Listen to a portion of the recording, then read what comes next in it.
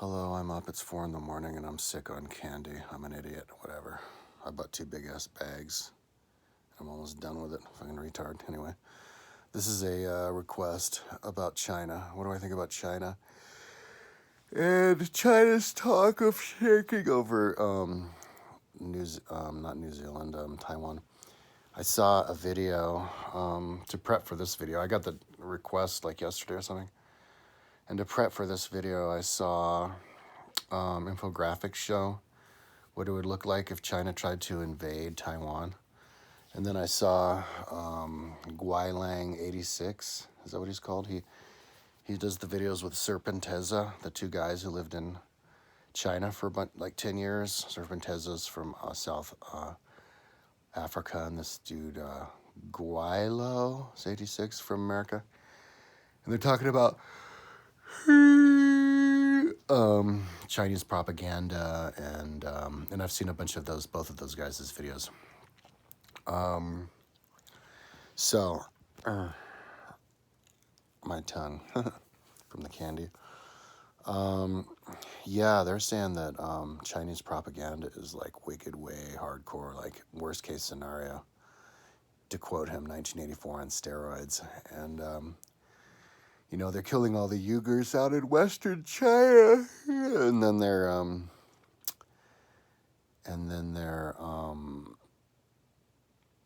they're like having white monkeys. I guess they hire white people, Americans, to say what they want, to tell them what they tell them to say. So they go out there claiming that they go there and that Uyghurs are treated great out there and everything, but then it's actually written in the law of China that they're illegalized, and that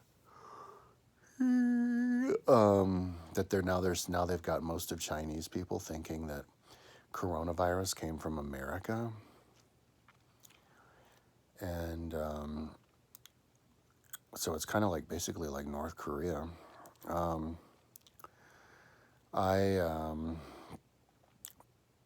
was in Tibet like in 98, and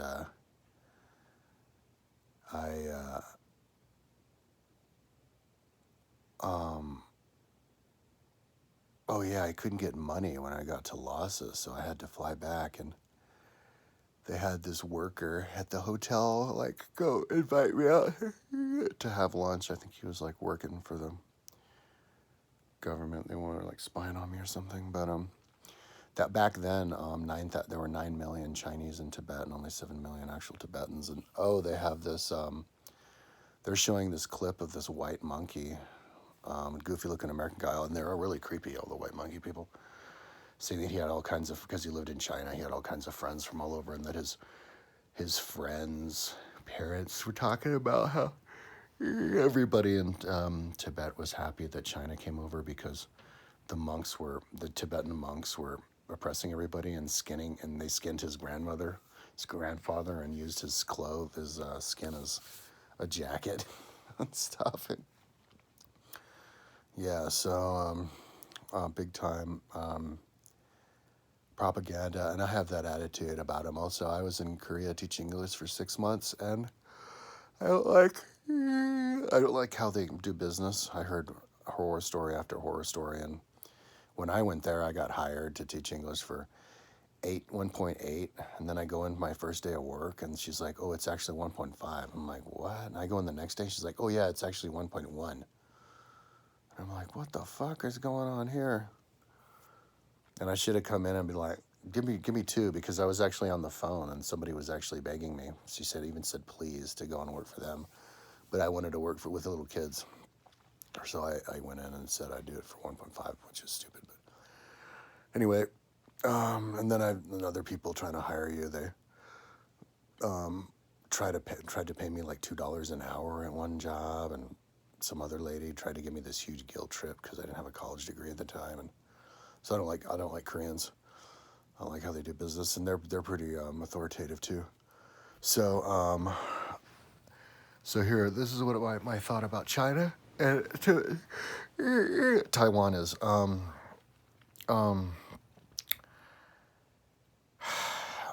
Yeah, I think it's going to be China versus the West. Russia is problematic because they're dictatorial and powerful. So I guess it'll be the China versus Russia versus America. Russia took over a big chunk of, I guess, the Crimea.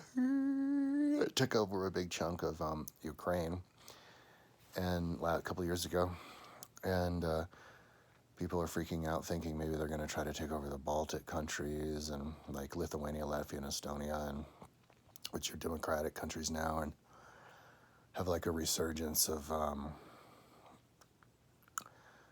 these like Nazi, these like countries that take over their neighbors with a dictatorial leader, and dictatorial leaders are taking over the world. You used to have presidents. You have Nikita Khrushchev, and then another president. You got Mikhail Gorbachev, and then they become Russia. And so you have Yeltsin, and then the next president. Next thing you know, you have the same goddamn president for the last like 20 years. Putin is like president for life, dictator for life. So their little like one generation long experiment with democracy didn't go so well, and now China got like that too. You have President Xi Jinping, who has declared himself president for life, just like Putin. So you had Mao, who was president for life, and then a couple of presidents, and then boom, you go back into it again. North Korea, they've got their psycho family dynasty going on, like it's the Dark Ages. So, I watched a video about, a couple of videos about Taiwan and China from Guaigo86, anyway. The way that Taiwan got started was when Mao won the elections in like the end of World War II. He was the Democrat, and the more democratic, or he was the communist. The more democratic, educated elite fled to Taiwan and started their own country. And so China got pissed off at that, but they were protected by American might, and so now it's their own country. But because it's only like 50 years old, China, or 70 years old, China thinks that it belongs to them, and that they are vowed to take it back, even if it's like militarily. So I watched the infographics show, and it appears as though China physically could not take back Taiwan, because they don't have they only have 20 landing craft, and each landing craft can only hold 4 tanks, so they can only land 80 tanks maximum. And Taiwan has like all kinds of high-tech defenses around their island. It's basically like a fortified island. They only have 8 landing strips there, and each one is fortified by like oil sludge they can light on fire, and they can clear cut the beaches quickly and put up mines and throw mines in the ocean, and the Chinese military isn't even trained, and they haven't even fought a war, and all that means a lot. They're going to be like, jump in there and not know what's going on. They're going to rebel quickly because the Chinese people aren't into getting slaughtered like that. So I guess they're going for their second plan B right now, which is propaganda. They've got a lot of interesting propaganda going on, like hiring white people to say bad things about America and good things about China, and making lies, and that it's just coming around the corner heavily. I recently made, I was at like 319 or something like that friends on Facebook, and then over the last couple of weeks, all of a sudden I have 5,000 friends on Facebook, and half of the people who want to make friends with me are Africans, and then the other half, or another big chunk, are Chinese, like pretty young Chinese girls, and I don't know what that's all about, and they're like wanting me to do WhatsApp with them and stuff, and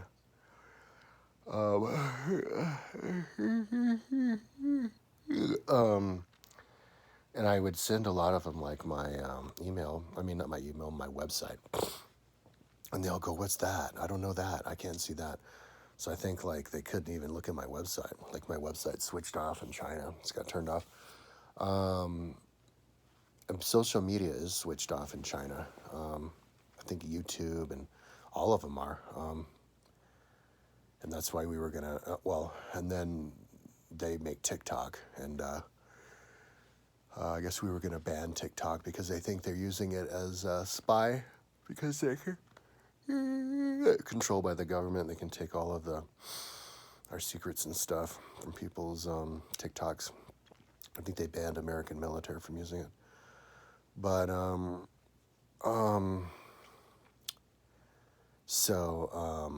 China and also now they've made their like technology off of ripping stuff off from us.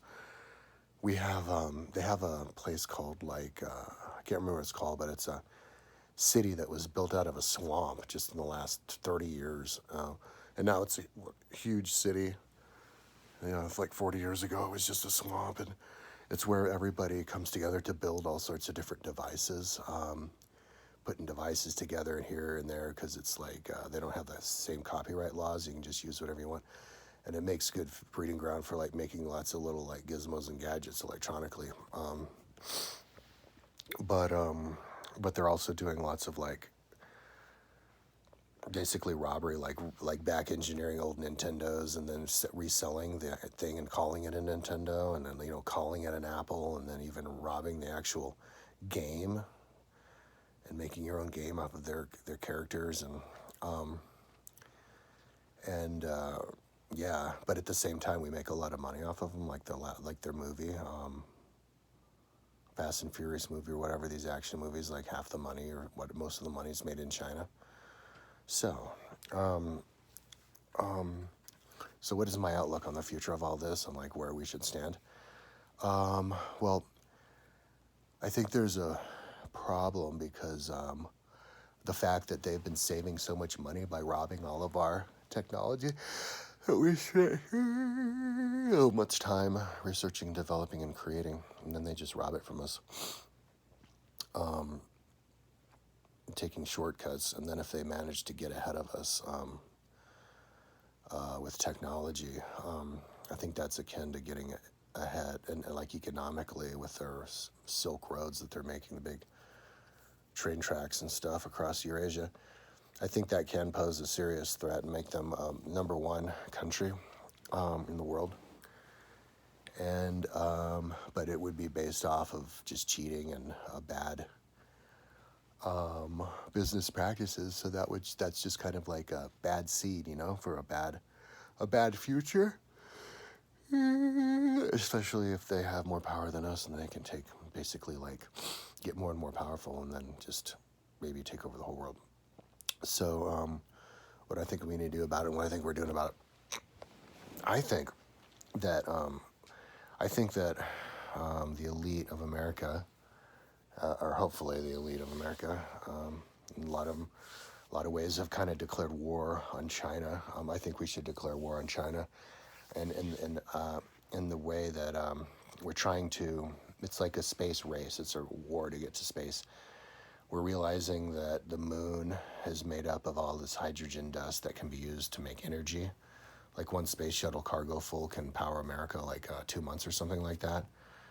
So whoever sets up a base on the moon and can shuttle that stuff back and forth from the moon and then Mars is going to be the country with the richest country and the most powerful country. And so it's basically, I think the race is on.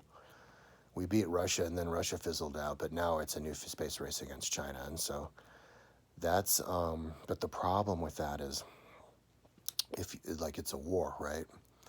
And whenever you're at war, it makes the totalitarian government actually better than a democratic government because you have to be more efficient and more one-track minded in your goals. And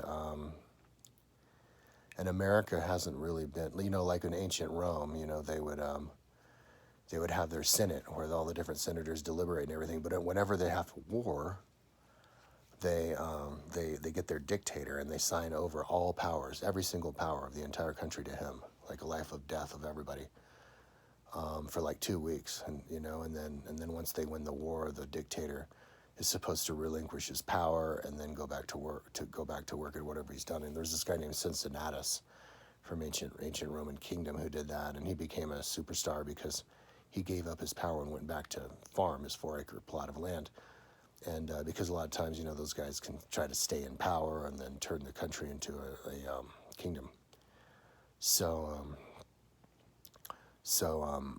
it's kind of, you can kind of see that a little bit with the way that China acts, like with all of the robbing the technology. You couldn't rob technology like that if it was a democracy, because too many of the good heads would come together and tell you it's wrong, so you couldn't do it.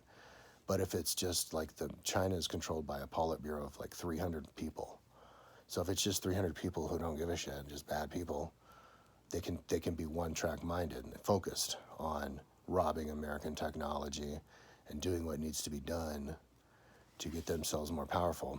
And one good example of how democracy didn't work so good with in respect of technology is I read this book by this guy named I can't remember his name, but it's about how the rich have been robbing the rest of everybody of Americans by getting government grants and then just wasting the money on themselves and when they don't need the government grants. And he told a story. His name's like David. I can't remember his name. But he told a story about how America invented this new missile guidance hardware, missile guidance computer chip, and the company started in America. They invented it. They started in America, and then they got public. And then China bought a bunch of and then they moved one of their factories to China. China bought a bunch of the factory. And then China got their hands on the technology. They started making it. All the factories moved there. And now we don't even know how to make it anymore. Now, if we want to get this like missile guidance, I'll put it in the comments below what it is. If they get if we want our missile guidance chip, we have to go to China for it. But we invented it, and we basically gave it to China by them just taking bits and pieces from us away, Kind of like when the coronavirus, China had invested so much in Australia that when they needed their masks, they just took all of the masks back from Australia because they owned the company down there. And that's the kind of stuff that, like, underhanded, nefarious stuff you can't get away with, you wouldn't do in a democracy because there's too many checks and balances. The checks and balances don't just help people be fair and within your own country, but they make you be fair with other countries. And that's why Donald Trump got so powerful and is so passionate, because he thought we were being too fair with other countries. And so, in that respect, being a dictatorial country can kind of be maybe a little bit of advantage. And so I kind of had this idea that maybe that's what they're doing with Elon Musk. They're letting, instead of having a government organization run the space, our new space race to the moon and to Mars, why not just give it to a private company? And give all the money to the private company, because that's controlled by one guy and there's no checks and balances and there's no oversight. And so as long as they trust him, then they can get that one guy, Elon Musk, to be focused on the one objective, which is to get our asses to Mars and to the moon as quickly as we possibly can, like it's a war. And so he's basically our general, like our 5-star general, gobbling up all of the government money we can throw at him to build. Same thing with Bezos, build up our space force again. And so I think that's like one way to fight back against China. I think that's probably a good thing to do. Even though sending a bunch of rockets up isn't so good for the ozone layer. I think when we say we have to get out, when people are talking about like, oh, we have to get off this planet now, we're not a one planet species. We have to get up into space even before the environment collapses, you know, because some people would be like, well, why don't we get our ducks in a row here and fix the environment here before we start going up into space?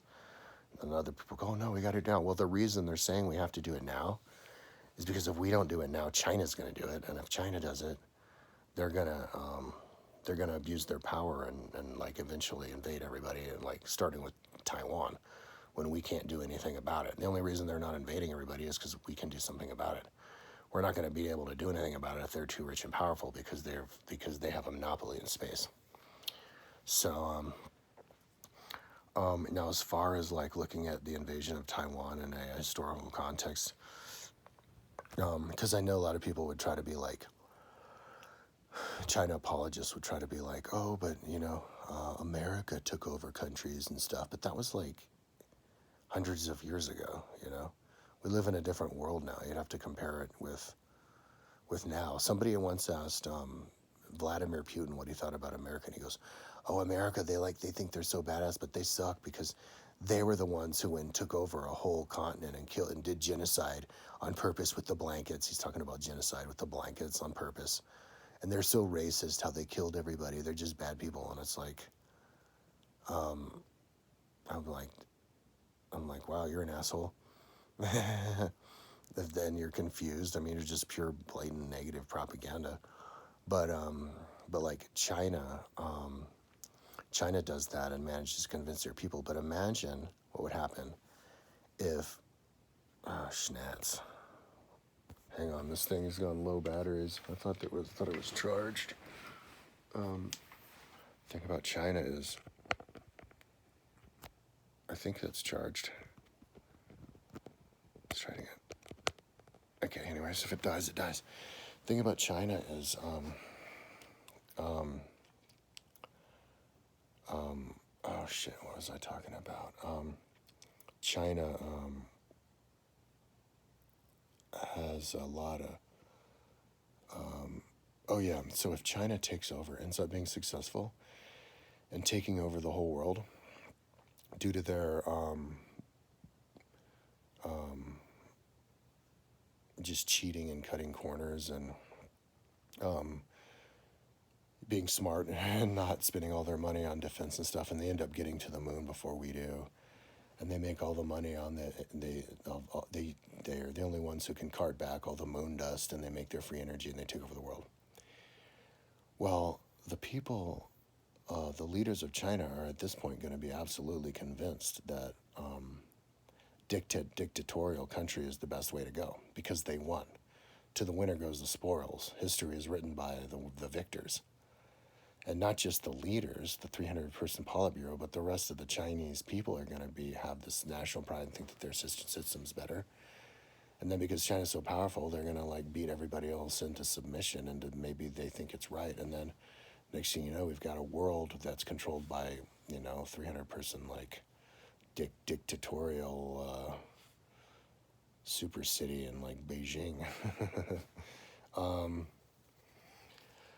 Kind of like how the Nazis envisioned Berlin as being this gigantic, huge buildings, huge capital, the capital of the whole world, Roman resurgence. So that's I think the danger, and and even now, probably the leaders like President Xi of China actually believe, not like they're pretending to believe, but they actually believe that their system of government, where you're totalitarian dictatorship, is actually better because they're seeing how they're eroding, they're getting away with stealing our technology and even our ability to manufacture, like those warheads, which I'll describe below, high-tech stuff. And then also metal. We're losing our factories for metal and all sorts of different factories. And And like you can engineer that stuff a lot easier if it's just a few people, over a long period of time. And so that's I think the one thing that we need to pay attention to. We need to be super patriotic with the way we spend our money and make sure that we buy stuff in China. I saw that guy. He had one of his sponsors where I think it's called. I can't remember what it's called, but there's an app you can get on your computer where it says where companies actually come from. So if you go on Amazon, you can click on it and on the app, and like even though on Amazon it says it's made in America, you can click on it and it'll say if it's actually made in China, and you can boycott stuff made in China that way. So yeah, I think we need to move our manufacturing back here and start to buy stuff made in America. But as far as the like the cultural propaganda, I think like China wants to take over Taiwan because it's a free country. It's like it's the ranked 92 out of 100 in most free countries, whereas China is like the sixth least free country, if I recall correctly in his video, the screen capture. And so China knows that Taiwan's making them look bad because the people are so much happier there. 86% of the Taiwanese don't want to be part of China, but China likes to pretend that, make lies that they do. And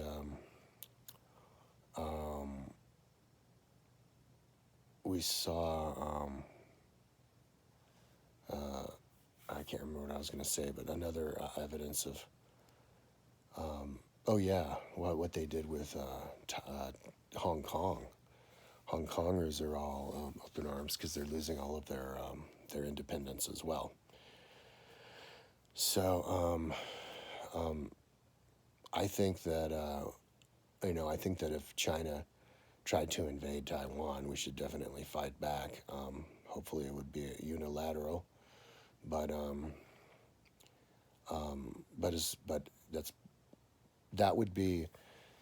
that's a whole lot different than anything America's ever done. Like that's like beyond the pale, That's like if Russia went in and took over like Lithuania or something, America did temporarily take over two countries because of 9/11, Afghanistan and Iraq, but we didn't like take over those countries. We just invaded them and installed a more democratic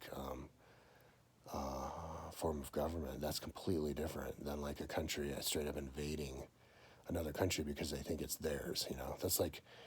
That's what happened in the 90s when Serbia tried to take back Kosovo because Kosovo became independent like 90 years ago or something like that.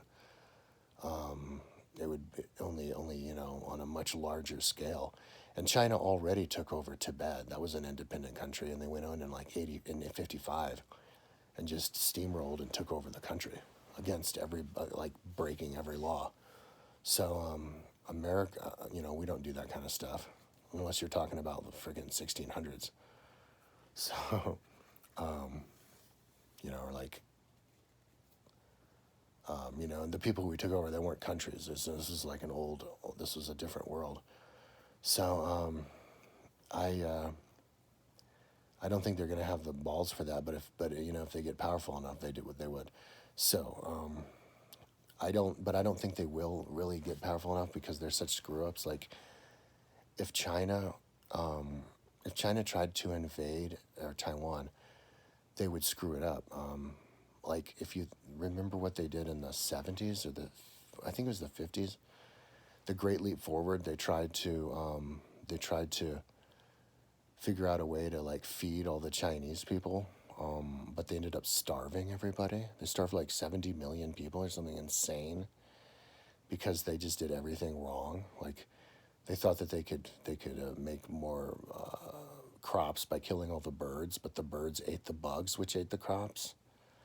And then they like over-tilled, and then they polluted, and then they were like oppressing each other, and they proved to the world that a country that's totalitarian just doesn't work, even if you try to make it work, because two heads are better than one, and four are better than two. And there's this I saw a video on Authorities channel, where they did back like 100 years ago. They got a bunch of like professional ranchers, right, who weigh cows all the time, and they know what cows weigh and bulls weigh. And they had this big old bull, and they had like 1,000 people there, and they had people try to guess what the bull weighed, and everybody was wrong. I think maybe they gave the prize to whoever was closest. But if they took the average of all the guesses, that was the most accurate guess out of all the 1,000 people, was the average out of everybody. So there's this some kind of super intelligence that gets created when you have a democratic country and you allow the cream to rise to the crop, and you just allow everybody to judge. That's like how Jesus became popular in Christianity. Like the sayings of Jesus, like turn the other cheek and give them the coat off your back. Like that's not something a normal person would ever say to you. But if you put everybody's head together and make everybody agree on one thing, they would agree on that. So it's kind of like that. Like if you have we'll make all the best laws if we have a democracy. But if you have just a few hundred people controlling the whole thing, it's like Donald Trump being the worst president ever because he doesn't consult anybody. He just thinks he knows everything, so he just starts spewing stuff out. So it's kind of like that. China, China's chances of being successful in making a beltway, like on Aldrin belt to Mars and back and get to the moon. They don't have their shit together enough to be able to pull that off unless they cheat, and they do it off stolen technology, and then it's like a bunch of like 16-year-olds behind the wheel of a Ferrari. And then, worst case scenario, maybe they take over the whole world, and then you have this, and then that'll go to hell. So, I don't think it'll work. But as them being the new threat, I think we definitely need to fight against that as much as we can. With our government, with the laws, and bringing sanctioning them and bringing our technology back here and manufacturing, but also culturally. I think we need to, like, they have a social credit system. Is that what it's called, social credit? Where people get shamed into being afraid to break the law. But if you flip that around and instead you just reward people for being exceptional, then of course people are going to try a lot harder, and they're gonna be much better people. China has a very negative reinforcement pattern. That's why Chinese people don't trust each other, and they don't like do anything if somebody gets attacked on the street, because nobody trusts anybody, and everybody's ripping everybody off. And if you get ripped off, it's not because you got scammed by a bad person, but because you're stupid. And if you're a good scammer, it's not because you're a bad person, but because you're smart. And it's just like it's not it's not the American way. The American way is like manifest destiny. Go out there into the world, and then if you dig a bunch of holes and plant a bunch of seeds and put water in it and make a big ass ranch, you make money. Off your own hard work. And so I think that we need to, if we can just bring that Americanism up. And I have the idea on my website, with we have UBI coming up. Well, we need to give UBI to only people who qualify, but without any oversight. You just tell them what to do, and if they do it with their technology that they have, then they get the money. So like my idea was, you got to ride. If you do your exercise, you get a certain miles in a day. Like you ride 100 miles a day, and then at the same time you're listening to a book, and then you do the book review, and then every 2 weeks you do the random history test that I designed. Then you would get to you get the money, you get your UBI, and then nobody can bitch them out and be like, oh, you're too lazy. Now that's the exact opposite of how China. That's like positive reinforcement.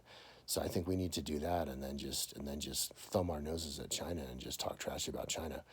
And just because we make a bunch of money off China on movies doesn't mean that we can't make movies. The same studios that make money off China can't make movies here that totally trash China. We should make movies that trash China. Sure, they're not going to play them in China, but at least it's propaganda against China. So we can be like, but not just bad about China. Like look at what we have. This positive reinforcement, and it's not the negative type. We don't even have to mention China. You just say, look, positive reinforcement, and then they can go, oh yeah, That's what we want, because the people of China obviously love America if we make so much money off of the movies. So what we need to do is make the Chinese people love us even more by showing them a alternative to their negative reinforced social credit system with our positively reinforced UBI in return for having fun riding your bike and listening to a book and sharing yourself, because that's the one thing that Americans can that nobody else can, at least that Chinese can't. We can make YouTube videos and we can share ourselves, but Chinese can't, because they block YouTube and then they don't let people talk because they're afraid of they might say something bad about Chinese government. You know, like there are these guys, Serpenteza and Goilang 86, they had to escape from China because they were doing videos, and the Chinese found about it, and then they started doing funny stuff to them, and then they had to like escape, and they thought they were going to be arrested, and they had to like, yeah. So that's our superpower. It's the people power. I mean, the Chinese people have numbers, but there's no strength in numbers if the numbers don't mean anything. You know, it's kind of like the 300,000 army of Xerxes crossing the Bering Strait or whatever, or crossing into Europe and trying to kill the Greeks, but the 300 Greeks could fight them all back because we're higher quality people. So if we all have, like China has TikTok. What's that? It's nothing. It's just dancing. We have YouTube where we can express ourselves and our ideas and our thoughts, and then but if you monetize that with our government, and you actually pay people to express yourself, which we can get away with without hurting our government, then we'll just make China envy us, and they'll want to be like us. And we don't even have to do any like negative propaganda or spend any money on propaganda, because the propaganda is free from allowing Americans to be Americans. So I think that's how we're gonna take over China. But I think China's as evil as it comes. I don't like them at all. In fact, I don't ever want to go to China. I'm done. That's not to say that if I see a Chinese American, I won't be their friend. So obviously, if you're a China person living in America, you're an American, and you like America more. That's why you're here. But as far as like the Chinese country and all of the totalitarian stuff, we need to fight against general totalitarianism, and there's other ways for Chinese people to be proud of their country and their heritage. They don't have to start, just being negative against other people. And also, maybe we could pump up Chinese history more than they do. Hollywood should start making movies. Start knowing, if we know more about Chinese history than the own Chinese people, then they'll try to study it more. So yeah, I mean, there's lots of great historical Chinese movies that we should make here in America, and then make money off the Chinese, and then they'll think that we respect them for knowing their culture. So I think it's so if we can also, by example, we need to keep the totalitarian dictators like Trump away, and then they'll envy us. So that's what I think about China. I think they're up to no good, but I don't think it's going to come to anything, because you're not capable if you're run like that in the first place. So I think the best that they're going to be able to do is land like a robot. I think they landed a robot on the moon, but they'll probably crash one before we get our people up there. Like the Russians, the way that they're run the same way as China is, and their spacecraft or their space agency was crap. Like we've never had anybody die in space. Russia's had like 4 people that we know of. 3 guys died because their piece of shit spacecraft like sprung a leak while they were still in space. And I think they even had another dude who died because his parachute didn't deploy. And then there's that story about maybe there's a woman astronaut who died. And then they made their space shuttle that they copied off of us that they never even flew because their country collapsed first. And Chinese even has like a knockoff B-2 bomber, and so they're just not. Our system is better, but I think we need to definitely, if we don't watch our backs, it won't be. Like if we keep losing our technology to China. So we just need to wake up to it. But But I think we will, you know. At the end of the day, we have the full America, and democracy has the foolproof plan that will win in the end. Thanks for the request.